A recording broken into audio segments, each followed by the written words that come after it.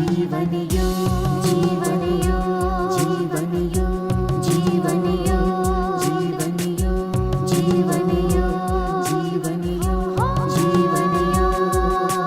धर्म अर्थ और काम मोक्ष का राजमार्ग है योग। धर्म अर्थ और काम मोक्ष का राजमार्ग है योग। चित्त की चंचलता यहाँ मिटे, मन को भीतर शांति मिले, अंतर आनंद प्रकट रहे जब दूर हुआ भवरोग। जीवन योग, जीवन योग। ओम योगेन चित्तस्य पदेन वाचां मलं शरीरस्य च वैद्यकेन योपाकरोत् तं प्रवरं मुनीना पतञ्जलिं प्राञ्जलिरानतोऽस्मि। हरि ओम श्री गुरुभ्यो। जीवन योग, जीवन योग, जीवन योग। ओम सहनाववतु सहनौ भुनक्तु सह वीर्यं करवावहै तेजस्विनावधीतमस्तु मा विद्विषावहै। ओम शांति शांति शांति। हरि ओम श्री गुरुभ्यो नमः।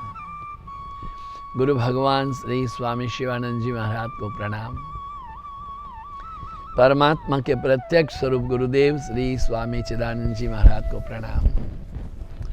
भगवान भाष्यकार को प्रणाम, श्री वेदव्यास जी को प्रणाम, तमाम संतों को प्रणाम, गुरुजनों को प्रणाम, आप सबके हृदय में विराजित परमात्मा को प्रणाम।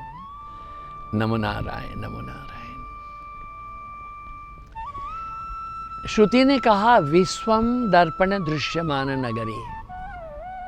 ये जो विश्व है वो एक दर्पण के समान है।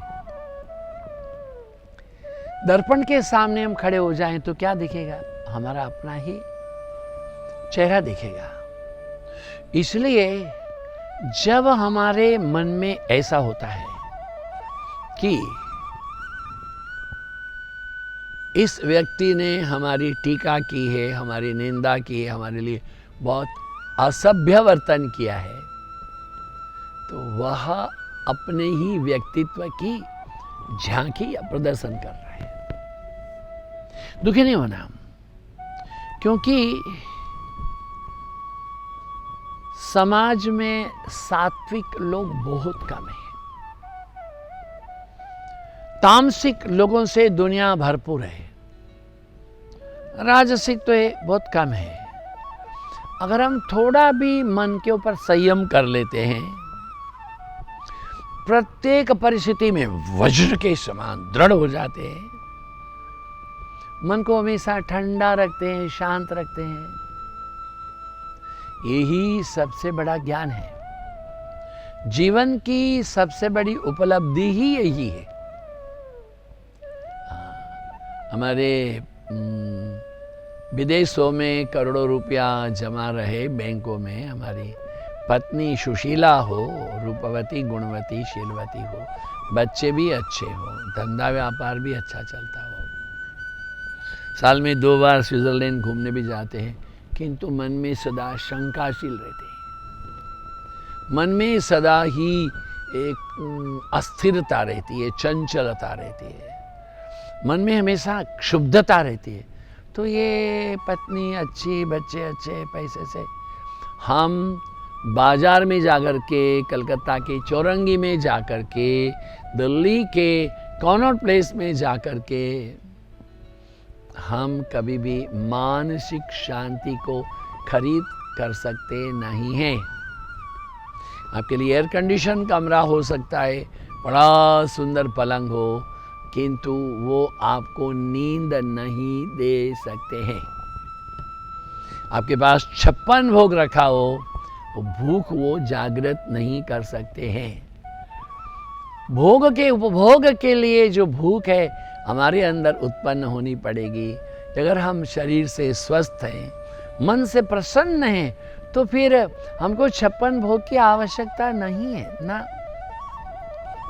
ये जो कुंभ मेला होता है ना, कुंभ मेला, तो वहाँ जो लोग आते हैं, बंजारे लोग, वो छोटे छोटे टेंट अपने लगा लेते हैं गांव से बाहर।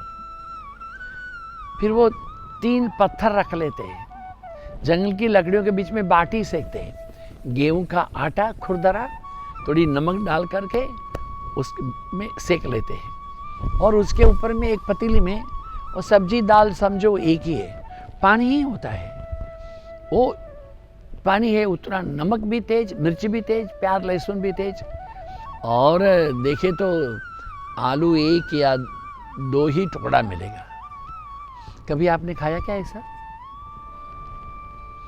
जो लोग अभी भी रास्ते में बैठ के गिट्टी तोड़ते हैं, दोपहर में वो अपना टिफिन खोल करके जो रोटी सब्जी खाते, क्या आपने कभी खाई है क्या? मैंने खाई है।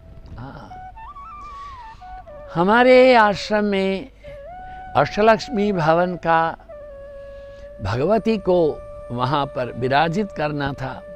हम अपने गुरु महाराज के पास गए थे नवंबर के 2000 में। गुरु महाराज ने कहा 3 दिन रुको बताएंगे। फिर कहा कि देखो, अप्रैल के 26 की शाम को आऊँगा, 27 को विश्रांति करूँगा, 28 को पब्लिक मीटिंग करूँगा, आप गवर्नर को किसको बुलाना चाहें बुलाइए। 29 को प्रातः काल अप्रैल को भगवती की मूर्ति प्रतिष्ठा करेंगे, प्राण प्रतिष्ठा करेंगे, शाम की फ्लाइट से चला जाऊँगा। ठीक है? हमने कहा ठीक है। क्यों ठीक है? हमने कहा आपने कहा इसलिए ठीक है। ठीक है। यहाँ आने पर जो मंदिर बना रहे थे, वो सज्जन ने कहा स्वामी जी इतना जल्दी काम पूरा नहीं होगा, इस साल तो अप्रैल में हो ही नहीं सकता है, अगले साल करना पड़ेगा। मैंने कहा रुको भाई, देखो हमने ये मद्रासी लोग कैसे धोती उठाते हैं, इसे उठा ली और कमीज की दोनों बाएं ऊपर कर ली। उन मजदूरों के साथ में हमने ईंटें, कब्जी, सीमेंट उठाना चालू कर दिया। वही नवंबर से दिसंबर, जनवरी, फरवरी, मार्च तक प्रातःकाल 8 बजे से रात में 12-1 बजे तक उसका आनंद है। और फिर वो जो मंदिर की सीढ़ियाँ तो पक्की हुई नहीं थी, ईंटें ही थी, उस पर बैठ करके उन मजदूरों की जो रोटी होती थी, इतना बड़ा चंद्रमा कितना बड़ा दिखता है उतनी मक्की की रोटी होती थी, और ये इतने लंबे लंबे पतले पतले बैंगन साबुत उसको चीर देते थे।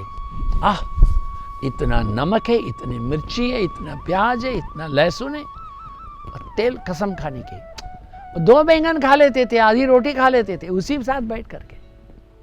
वो आनंद था, वो मजदूरी की रोटी थी, वो परिश्रम का आनंद था।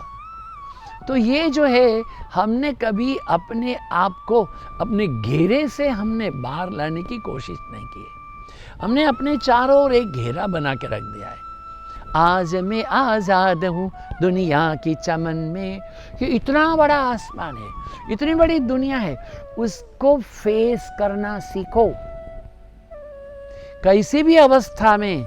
हाँ, यही सबसे बड़ा ज्ञान है भाई, और यही आपके इंद्रिय और मन को इतना दृढ़ करेंगे कि हम वास्तविक से, यदि आध्यात्मिक पथ के साधक हैं, साधना अच्छे से कर पाएंगे, नहीं तो अपने दैनिक कार्य को भी अच्छे से कर पाएंगे।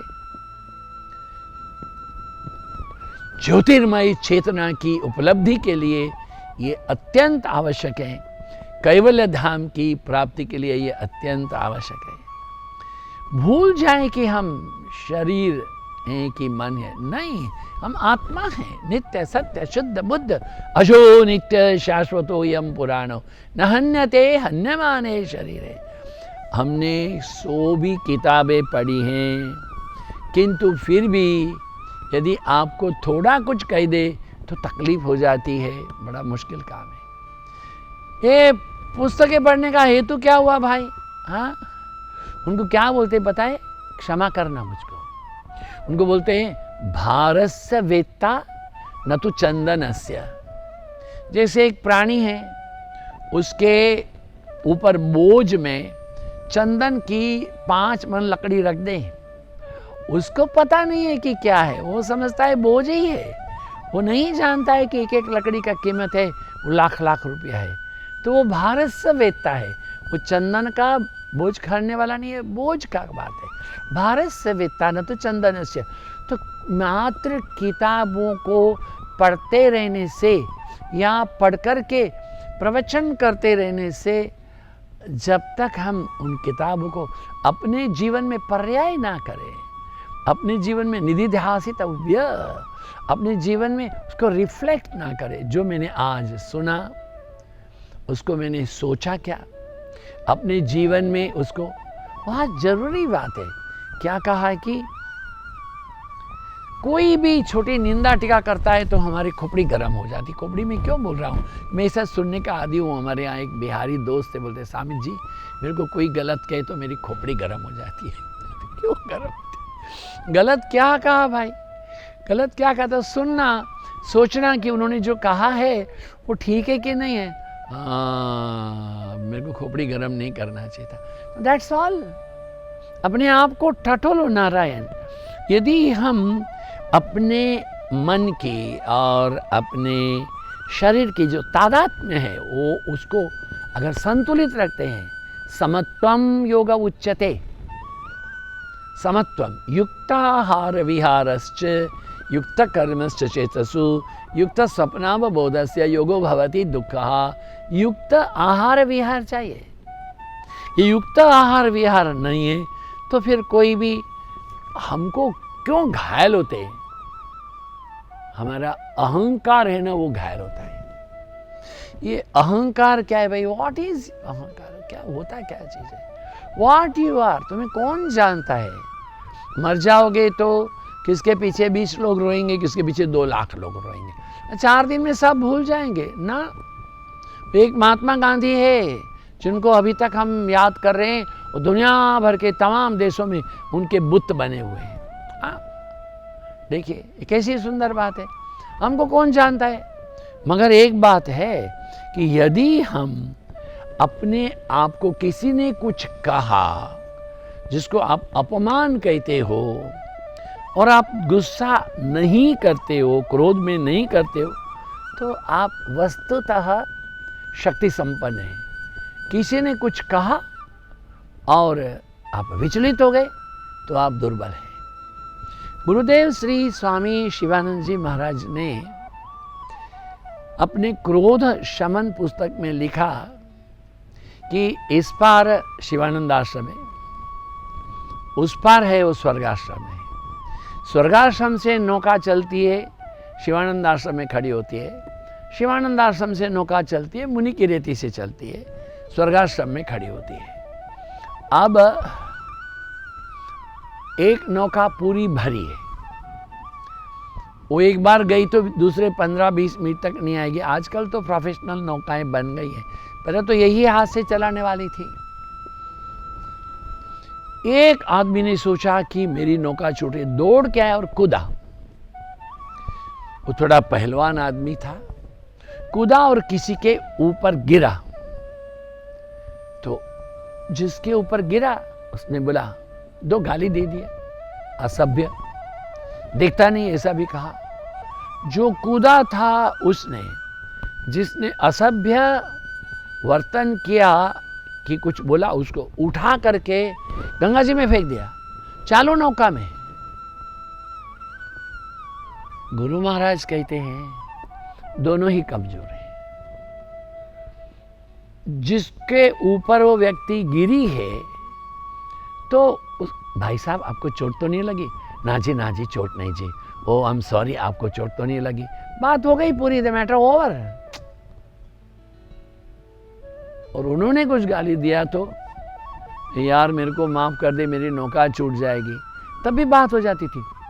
उनको भी सहन शक्ति नहीं है, इसको भी सहन शक्ति नहीं है। हमारे दैनिक जीवन में इतना कुछ होता ही रहता है। वो मेरे नारायण, मेरे प्रभु, मेरे राम, छोटी छोटी बातों में विचलित ना हो, गुस्सा ना करो, क्योंकि हमारी साधना जीरो है। हमने अपना आत्म विश्लेषण ही नहीं किया है। छोटी छोटी टीका है, छोटी छोटी बातों में हमारी आलोचना है, उसको छोड़ो। वज्रादपि कठोराणी मृदुनी कुसुमात अपि। अपने जीवन के आचरण को वज्र के समान बनाओ, और दूसरों के साथ व्यवहार करना है तो मृदुनी कुसुमात अपि, पुष्पों के जैसे कोमल रहो। सबको चाहना सीखो, किसके लिए भी गलत बात मत सोचो।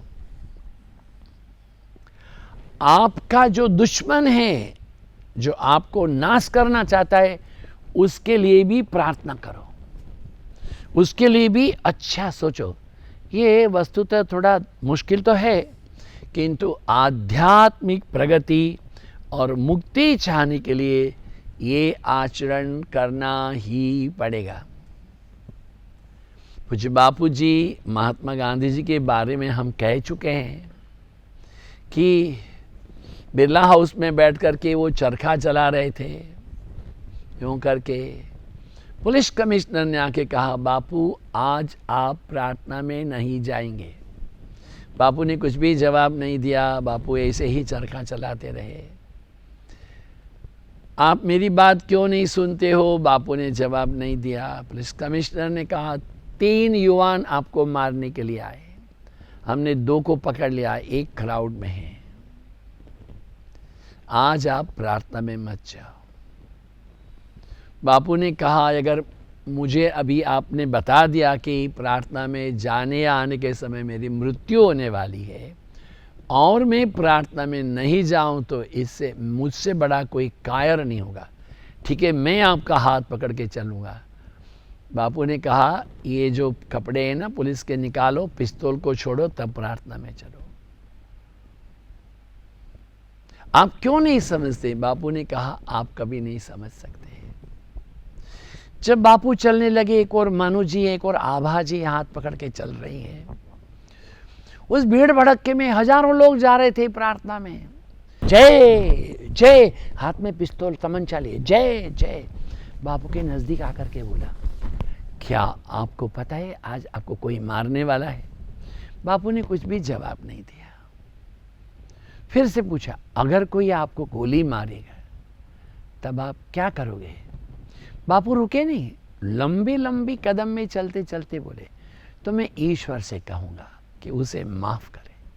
तो कहो तुम्हारे ईश्वर से। ऐसा करके सामने आया और 1 गोली मार दी। बापू ने चश्मा नीचे करके देखा, my child, may God forgive you. मेरे बच्चे, ईश्वर तुम्हें क्षमा करें। दूसरी 2 गोली लगाई तो बापू बोले, हे राम। ये होती है जीवन की साधना का अंतिम चरण।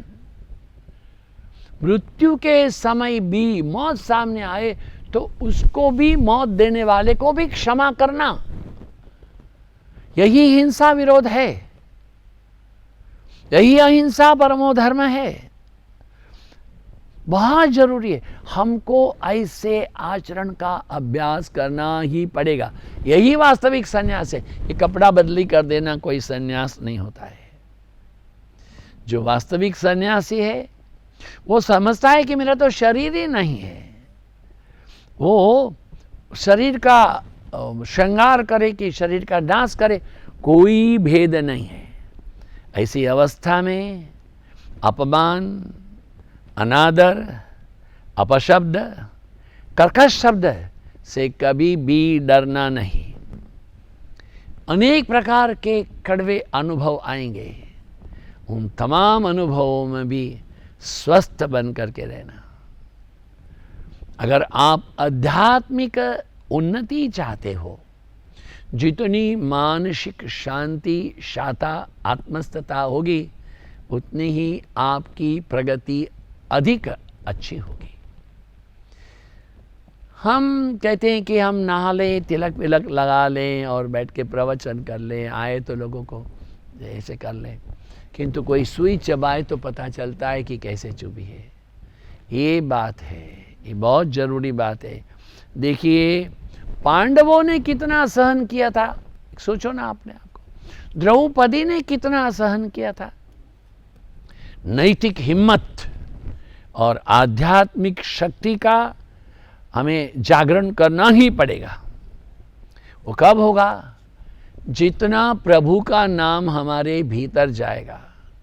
हरे नामैव हरे नामैव हरे नामैव केवलम कलौ नास्त्यैव नास्त्यैव नास्त्यैव गतिरन्यथा। अरे हनुमान का चिंतन करते हो, ये हनुमान है, उनको यहाँ वज्र मारा है फिर भी सहन किए। हनुमान मान भंग करने पर भी वो दृढ़ बने हुए हैं। हाँ, देखो वो तो हनुमान है। हाँ, कितनी भी आपत्ति में वो एक बार शंका किए थे। हमारे रामचंद्र जी महाराज बोलते हैं ना, तुम मम प्रिय भरत ही सम भाई। वो सोचते लक्ष्मण तो यहाँ है, इतने दिन से सोया नहीं, नींद भी नहीं किया, खड़ा रहता है सेवा, फिर भरत कैसा है? गंधमादन पर्वत आने के समय हनुमान जी जब आए, भरत ने देखा कि कोई बड़ा राक्षस का जैसा जा रहा है। उसको पता नहीं था, उसको ये पता था राम रावण युद्ध है। एक तीर मारा, उसका सिर छोड़ करके ऊपर दो गया, पहाड़ रहा ऊपर, हनुमान जी नीचे गिरे। राम राम बोलते, अभी भरत को लगा गड़बड़ हो गई है। भरत ने ध्यान किया, भरत ने देखा अगर ये हनुमान नहीं गया औषधि लेकर के तो लक्ष्मण मरेंगे, और लक्ष्मण के मरने पर राम कभी अयोध्या वापस नहीं लौटेंगे। भरत ने कमंडल में से जल लिया है और कहा, हे प्रभु राम, अगर यदि मेरी आप में निष्ठा है, मेरी आप में भक्ति है, अनन्य शरणागति है, तो ये वानर को जीवित करो। हनुमान जी राम राम बोलते खड़े हुए, भरत के 3 प्रदक्षिणा करके दंडवत प्रणाम किए। भरत, वस्तुतः तुम धन्य हो, क्योंकि भगवान जो है उनको मैं भी तो कह सकता था जब लक्ष्मण को मूर्छा लगी, हे प्रभु, हे दीनानाथ, हे करुणा निधान, हे दया के सागर, हे अंतर्यामी, यदि इस दास ने आपकी अनन्य भाव से भक्ति की है, आपके अतिरिक्त इस दास के हृदय में, मन में, काम में कोई भी और कोई विचार मात्र नहीं है, तो लक्ष्मण जीवित हो, तो लक्ष्मण जीवित हो सकते थे, किंतु मैंने नहीं किया। तेरी श्रद्धा बहुत सुंदर है, तेरी इच्छा बड़ी शक्ति है, तेरा जो है भरत निष्ठा बड़ी है, क्योंकि वो अंदर बाहर सम करी जाने, उसके जीवन में आडंबर नहीं था, वो तपस्वी। इसलिए तो जब राम और भरत का जब मिलन हुआ तब वैसे उसमें राम कौन भरत कौन ये कुछ पता ही नहीं चला। ये हमारे जीवन में इस बात को पकड़ना है। एक थोड़ी विनोद की वार्ता करके इस विषय को पूरा करेंगे। एक साधु को प्रतिदिन प्रातःकाल ध्यान में बैठने का अभ्यास था। एक दिन एक गांव के बाहर एक मंदिर के साथ एक छोटी सी नदी थी, वहाँ किनारे पर उन्होंने मंदिर के चौखट में रात डेरा किया। रात के डेरे के बाद में प्रातःकाल नदी में स्नान करके, नदी में एक बहुत बड़ा पत्थर था, उस पर वो ध्यानस्थ बैठ गए। अब वो उस गांव का धोबी प्रतिदिन वहीं आकर के उसी पत्थर पर कपड़े धोता था। वो कपड़े धोता था, देखा कोई बाबा जी बैठे, क्या करूं? देख कर कहते अभी बाबा जी उठेंगे उठेंगे उठेंगे उठेंगे, उठे नहीं उठे। तब वो ला ला ला ला ला ला ला ला बोलने लगा। नहीं हुआ तो पानी में ऐसे किया, नहीं हुआ तो थोड़ा पानी छिड़का। जब नहीं हुआ तो उसको गुस्सा आ गया, 1 घंटा में बैठा हूँ, मैं कपड़े कब धोऊंगा? वो बाबा जी को धक्का मार दिया, बाबा जी पानी में गिरे, ये तो पानी में था। आमने सामने हो गया, तिरकड़धा तिरकड़धा तिरकड़धा, मारा मारी, हाथापाई, इधर जाकर के धोबी गिराए ताकि बाबा जी गिराए। अब ये बाबा जी का साधा हुआ एक प्रेत भी था। बाबा जी जब गिरे पड़े थे तो प्रेत ने आके कहा, बाबा जी आपको ज़्यादा चोट तो नहीं लगी? अरे क्या चोट? जब मेरे को पिटाई हो रही थी तो तू कहाँ था? बोले मैं तो यही था, मेरे को क्यों नहीं बचाया? बोले मुझको पता नहीं था कि आप दोनों में साधु कौन है और धोबी कौन है। दोनों का ही व्यवहार एक है। कपड़े बदलने से हमको वैराग्य नहीं आता है, कपड़े बदली करने से हमको मन को रंगना पड़ेगा। योगी जी महाराज कहते थे, ये हमारे साहिब दादा को, हम आपको कपड़ा रंग का वाला संन्यास नहीं देना चाहते, हम आपके मन को रंग करना चाहते। मन को जब रंग करेंगे, अपमान, अनादर, अपशब्द से कभी भी हमको घबराहट नहीं होगी। निंदा क्या होगी? ये बिल्कुल अनावश्यक शब्द है, हवा में तरंग है, उसको यहाँ से यहाँ निकाल नहीं देना, यहीं से छोड़ देना। हाँ, यहीं से अंदर जाने ही नहीं देना। You will be a new man with light, power and wisdom, vims and vigour, vigilance and diligence, nothing will be lacking in you. आज यहाँ हम तितिक्षा का प्रकरण पूरा करते हैं। कल शाम मिलेंगे, श्रद्धा के बारे में बात करेंगे। ये षट संपत् का 5वां चरण है। ओम पूर्णमदः पूर्णमिदं पूर्णात् पूर्णमुदच्यते पूर्णस्य पूर्णमादाय पूर्णमेवावशिष्यते। ओम शांति शांति शांति। हरि ओम। श्री गुरुभ्यो नमः। हरि ओम। आप सबकी उपस्थिति के लिए धन्यवाद। आप सबके समय दान के लिए धन्यवाद। आप सबके हृदय में विराजित परमात्मा को प्रणाम। नमो नारायण, नमो नारायण।